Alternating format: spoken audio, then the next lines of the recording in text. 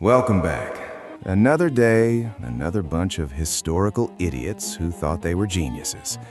I'm here because I have nothing better to do, and you're here to feel better about your own life choices by looking at theirs. Let's get into today's disaster.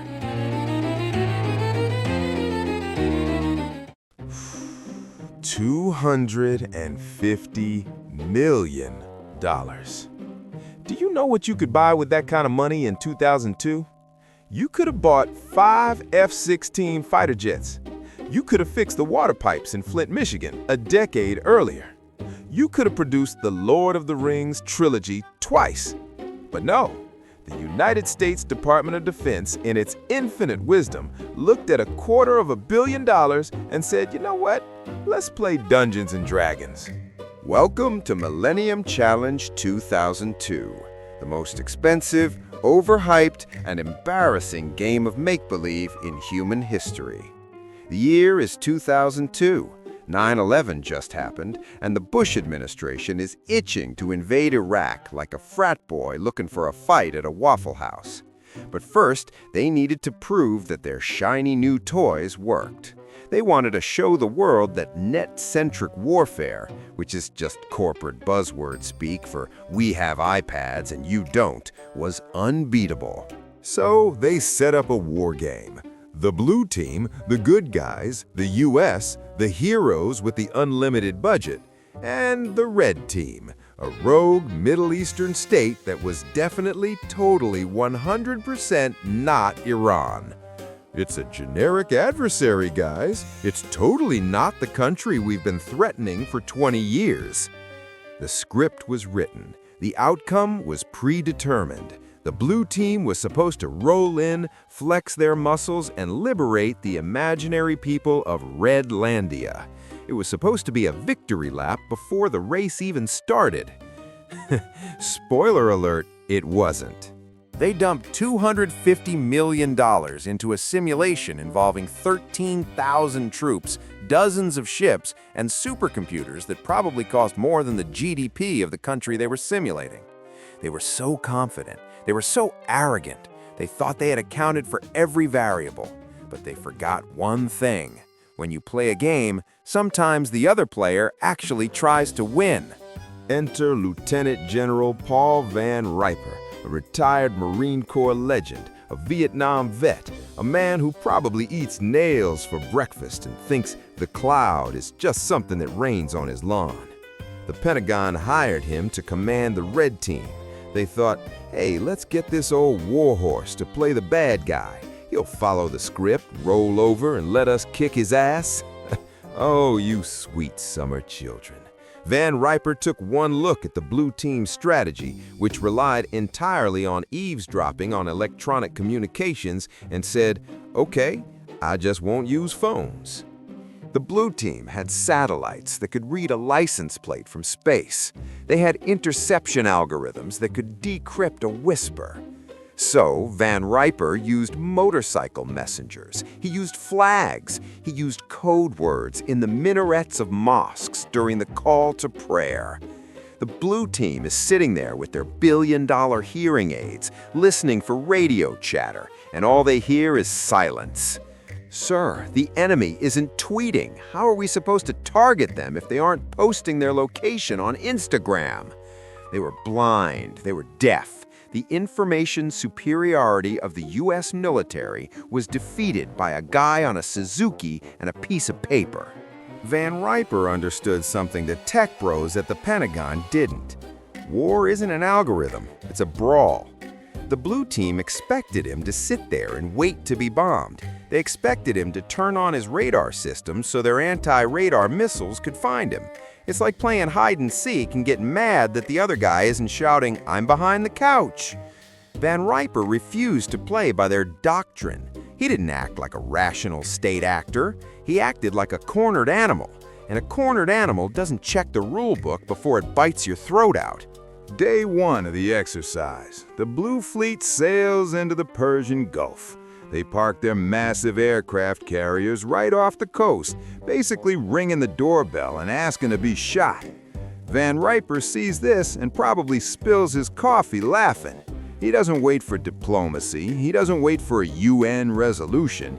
He launches a preemptive strike, but not with big ships. He uses a swarm. Hundreds of tiny speedboats, fishing trawlers, and Cessnas. Some are suicide bombers. Some have silkworm missiles strapped to the deck. The blue team's radar system, the Aegis system, the pride of the Navy, lit up like a Christmas tree. It crashed. It literally couldn't track that many targets at once. It was designed to track a few Soviet bombers, not 1,000 angry fishermen. The missiles hit. The suicide boats rammed the hulls. Boom! The amphibious assault ship, gone. Boom! The cruisers, sinking.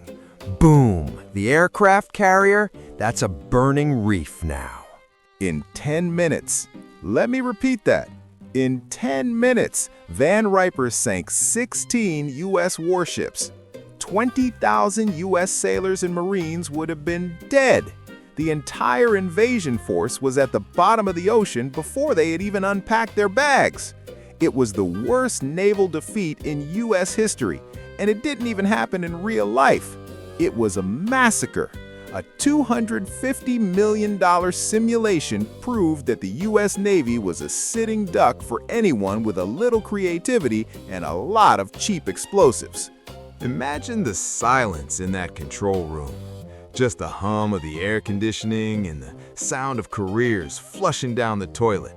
They had spent years planning this. They had invited the media. They told Congress, "Give us money, we are invincible." And Grandpa just dismantled their entire worldview with a fleet of dinghies. By all rights, the exercise should have ended there. The red team won. Game over. Lesson learned, don't park your boat next to the enemy's house. But this is the U.S. government we're talking about. They don't lose. They just change the definition of winning. They stopped the game. They literally called timeout. Wait, that didn't count. I wasn't ready. My shoe was untied. The administrators stepped in and said, "Okay, Van Riper, very funny, but we need to test our landing protocols. So we're going to respawn the fleet." They refloated the sunken ships. They brought the 20,000 dead sailors back to life. Jesus took 3 days to resurrect. The Pentagon did it in an afternoon. But they didn't just respawn the ships, they rigged the game. They told Van Riper, "Hey, you can't use the motorcycle messengers anymore. You have to use the radio." "Why?" asked Van Riper. "Because we want to listen to you," they replied. They ordered him to turn on his radar so the blue team could blow him up. They forbade him from shooting down the blue team's planes. They literally commanded the enemy to stand still and die. It's like playing FIFA against your little brother, and when he scores a goal, you unplug his controller and say, "Good game." It wasn't a war game anymore. It was a play. It was a scripted rehearsal for a victory that hadn't been earned. Van Riper looked at this farce and did the only honorable thing a man in his position could do. He quit. He walked out in the middle of the exercise. He told a reporter nothing was learned from this. A culture not willing to think hard and test itself does not augur well for the future. Does not augur well. That is general speak for we are absolutely screwed. With Van Riper gone, the Pentagon finished their little play. The blue team won. They successfully invaded Redlandia. They patted themselves on the back.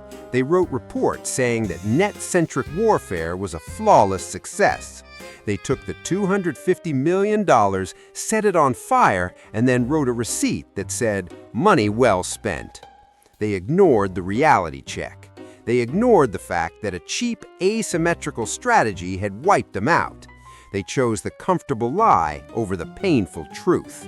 And usually, that's just funny. It's funny when corporate idiots do it. But when the military does it, people die. And here is the punchline, the part where you stop laughing. This exercise happened in 2002. Less than a year later, the United States invaded Iraq. They used the exact same shock and awe tactics they tested in the Millennium Challenge. They went in assuming their technology made them invincible. They assumed the enemy would fight a conventional war that the US was designed to win. But guess what? The insurgents in Iraq didn't have a navy. They didn't have an air force. They had cell phones. They had garage door openers to detonate IEDs. They used low-tech, asymmetrical tactics to bleed the most advanced military in history for 20 years. Van Riper warned them. He showed them exactly what would happen. He screamed it in their faces. And they respawned the ship and pretended they couldn't hear him. The Millennium Challenge 2002 is the perfect metaphor for the modern military-industrial complex. It's not about winning wars. It's about justifying budgets. It's about keeping the defense contractors happy. It's about maintaining the illusion of competence. We paid $250 million to watch a general cheat at solitaire, and when he lost, he just reshuffled the deck and declared victory. So, here's to General Paul Van Riper, the man who destroyed the U.S. Navy in an afternoon. And here's to the Pentagon, who proved that if you can't beat them, just lie until everyone believes you did. God help us all. Like and subscribe if you want to see us roast more government incompetence. Or don't. I'm sure the NSA is already watching you anyway.